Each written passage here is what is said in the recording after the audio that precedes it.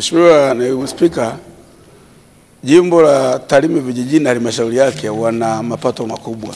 Serikali ipo tayari kutoa mwongozo katika halmashauri zenye mapato makubwa Tanzania ili kupunguza mzigo wa serikali, ili kile wanapopanga bajeti ya halmashauri hiyo waingize vituo vya afya katika maeneo hayo ili tujenge vituo vya afya. Walipotoa mwongozo ule tulijenga vituo vya afya viwili kwa mapato ya ndani. Sasa maeneo kama kule Goronga, Itirio, Mkerege, Kyole wanaweza kujenga vituo vya afya. Serikali ipo tayari kupeleka mwongozo wa maandishi.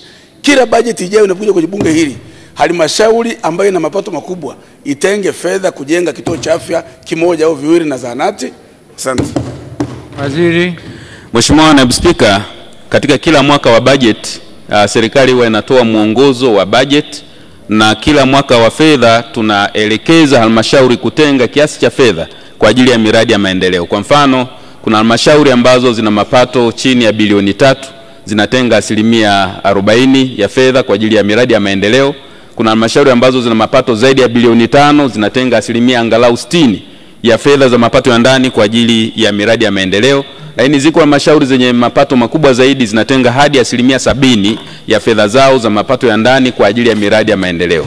Na miradi hii ya maendeleo ni pamoja na sekta ya afya kwa maana ya ukamilishaji wa maboma, ujenzi wa vituo vya afya, ukamilishaji wa maboma, madarasa, shule na miradi mingine ya maendeleo. Kwa hiyo kama mwongozo tayari unatolewa kila mwaka na fedha zimewekewa kabisa maelekezo ya kutengwa kwa ajili ya miradi hiyo, nitumie nafasi hii kuwakumbusha na kuasisitiza wakurugenzi wa mamlaka serikali za mitaa kote nchini kuzingatia vipaumbele. Ziko halmashauri zina vipaumbele vikubwa zaidi vya vituo vya afya, zipo nyingine zina vipaumbele vingine. Kwa hiyo lazima kila halmashauri kulingana na mahitaji, na baraza la madiwani lihusike kuainisha mahitaji. Kama ni vituo vya afya, wahakikishe ile 40% au 60% au 70% inakwenda kujenga vituo vya afya ama miradi ambayo ni kipaumbele.